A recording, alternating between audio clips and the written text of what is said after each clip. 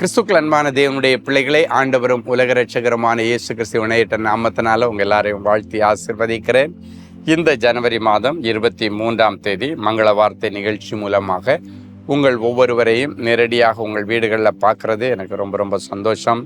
கர்த்தர் உங்களை ஆசீர்வதிப்பாராக.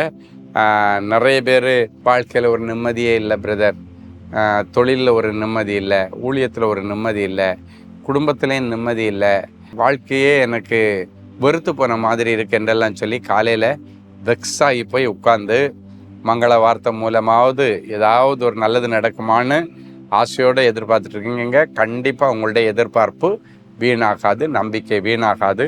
ஒரு நல்லது நடக்க போகுது. ஒரு நல்ல மங்கள வார்த்தை யோவான் 14:27. என்னுடைய சமாதானத்தையே உங்களுக்கு கொடுக்கிறேன், உங்கள் இருதயம் பயப்படாமலும் கலங்காமலும் இருப்பதாக. என்னுடைய சமாதானத்தை உங்களுக்கு கொடுக்கிறேன் என்று சொன்ன ஆண்டவர் சர்வ வல்லமையுள்ள தேவன். அவருடைய சமாதானம் நிலை பெயராத சமாதானம், அவருடைய சமாதானம் ஒருவரும் எடுக்கப்படாத சமாதானம். அவர் கொடுக்குற சமாதானம் எப்படி இருக்கும் அப்படின்னு பார்த்தீங்கன்னா, எதனால உனக்கு சமாதானம் பறிக்கப்பட்டதோ அந்த காரியத்தில் ஒரு அற்புதத்தை நிகழ்த்தி அதை நிமித்தம் கொடுக்கிற ஒரு சமாதானம். உனக்கு சமாதானத்தை தருவேன்னு சொல்லிட்டு சும்மா சொல்லிட்டு போகிற ஆண்டவர் அல்ல. ஒருவேளை உனக்கு ஒரு பயங்கர தலைவலி, இல்லை ஏதோ ஒரு பிரச்சனை, இல்லை ஒரு தீராத உதிரப்போக்கு, இல்லைன்னா ஒரு டிப்ரெஷன், இதனால உனக்கு சமாதானம் பறிப்போச்சுன்னா, என்னுடைய சமாதானத்தை உனக்கு கொடுப்பேன் என்று சொன்னுகிறவர் அதிசயத்தை செய்கிற பரம வைத்தியர். அவர் உனக்கு இந்த வியாதியிலேருந்து விடுதலை கொடுத்துட்டா, அப்பா இப்போ தான் ஒரு வாரமாக இந்த தலைவலி இல்லாமல் இருக்கிறேன், இப்போ தான் ஒரு 6 மாதமாக இந்த ஓவர் ப்ளீடிங் இல்லாமல் இருக்கிறேன், இப்போ தான் ஒரு 8 மாதமாக எனக்கு இந்த வீசிங் இல்லாமல் இருக்கிறேன், நிம்மதியாக என்னால் இருக்க முடியுது என்றெல்லாம் சொல்கிறாங்க. அப்படின்னாச்சுன்னா ஆண்டவர் அந்த காரியத்தில் ஒரு அதிசயத்தை விளங்க பண்ணி சமாதானத்தை கொடுக்கிறார். இன்னொரு வசனம் சொல்லுகிறது, ஆண்டவர் ஒரு மனுஷனுக்கு சமாதானத்தை கொடுத்தால் அதை கலங்க பண்ணுகிறவன் யார் அப்படின்னு பைபிளில் கேட்குது. அப்போ யாரும் கலங்க பண்ண முடியாது. ஸோ சமாதானத்தை உனக்கு கொடுக்குறேன், என்னுடைய சமாதானத்தை உனக்கு கொடுக்குறேன் அப்படின்னு ஆண்டவர் சொல்கிறாருன்னா, அந்த சமாதானம் பறிக்கப்பட்ட சம்பவத்தில் ஒரு அற்புதம் ஆண்டவர் கண்டிப்பாக செய்வார்.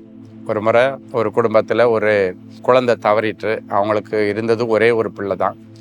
அந்த பெற்றோர்கள் அழுதுட்டு நம்முடைய அடைக்கல பட்டணத்துக்கு வந்தாங்க. 6 வருஷம் குழந்தை இல்லாமல் இருந்து கிருபையாக அவங்க ஜபத்தின் மேலே ஜபம் பண்ணி கிடச்ச ஒரு பிள்ளை, 6 வருஷத்துக்கு பிறகு கிடச்ச பிள்ளை.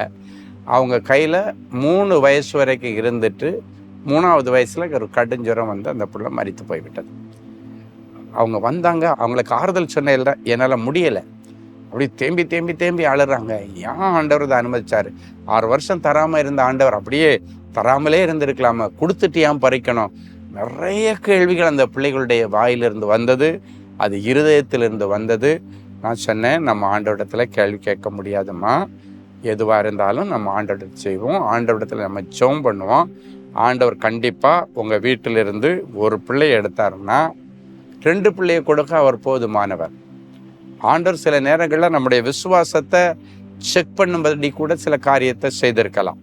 சில நேரங்களில் நம்மளுடைய விசுவாச பரீட்சை பார்க்கும்படி கூட ஆண்டவர் செய்திருக்கலாம். யோபுடைய வீட்டில் அவர் இழந்து போனதை மட்டும் கொடுக்கல, ஆண்டவர் திருப்பி கொடுக்கும் பொழுது ரெட்டிப்பாக கொடுத்தாரு.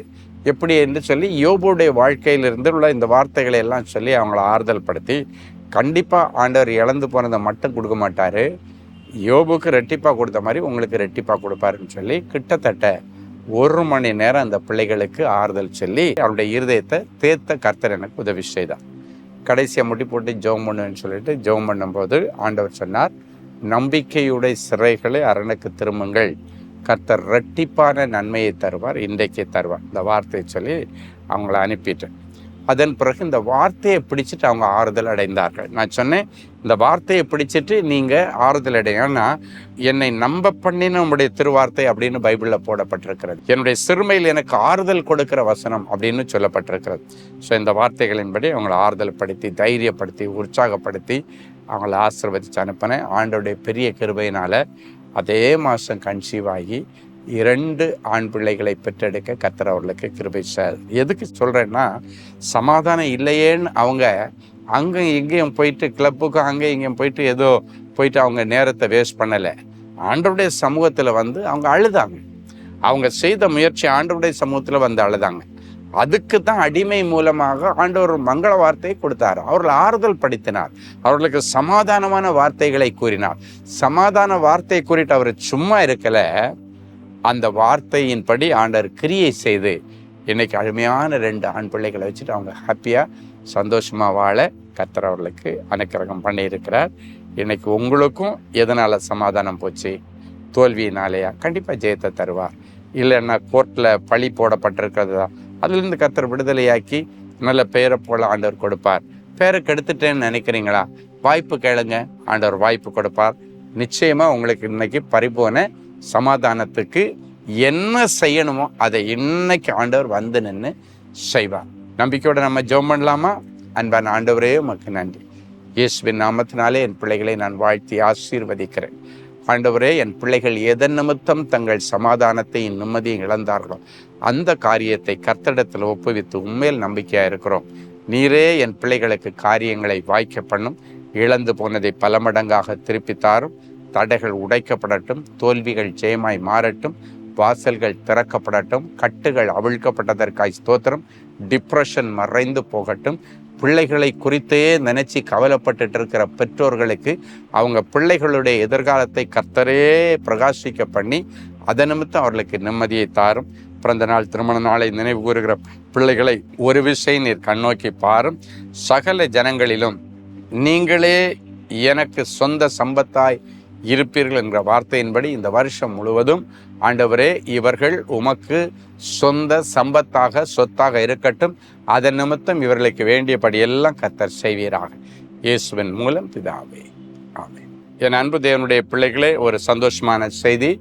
மும்பை பட்டணத்தில் பாண்டு பகுதியில் ஜைனம் ஹால் அப்படின்னு ஒரு நல்ல ஏசி ஆடிட்டோரியம் இருக்குது.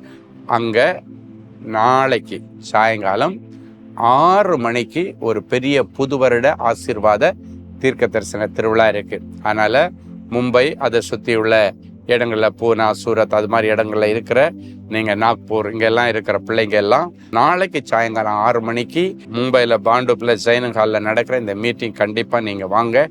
கண்டிப்பாக ஒரு அதிசயத்தை கர்த்தர் செய்வார். ஒரு பெரிய ஆறுதல் அந்த நேரத்தில் உங்களுக்கு கிடைக்கும். நீங்கள் குடும்பமாக வாங்க, ஆண்டவருடைய ஆசீர்வாதத்தை பெற்றுக்கொள்ளுங்க. கர்த்தர் உங்களை ஆசீர்வதிப்பாராக. அன்பு தேவனுடைய பிள்ளைகளே, இந்நிகழ்ச்சியின் மூலம் நீங்கள் பெற்றுக்கொண்ட ஆசீர்வாதங்களையும் உங்கள் ஜெப விண்ணப்பங்களையும் அனுப்ப வேண்டிய முகவரி: தேவனின் அன்பு ஊழியங்கள், Vinayak avenue, OMR road, Okkiyam, Thoraipakkam, Chennai 600097. மேலும் 24 மணி நேர ஜெப உதவிக்கு 044-24547-999 மற்றும் 9941150999 என்ற எண்களுக்கு தொடர்பு கொள்ளுங்கள்.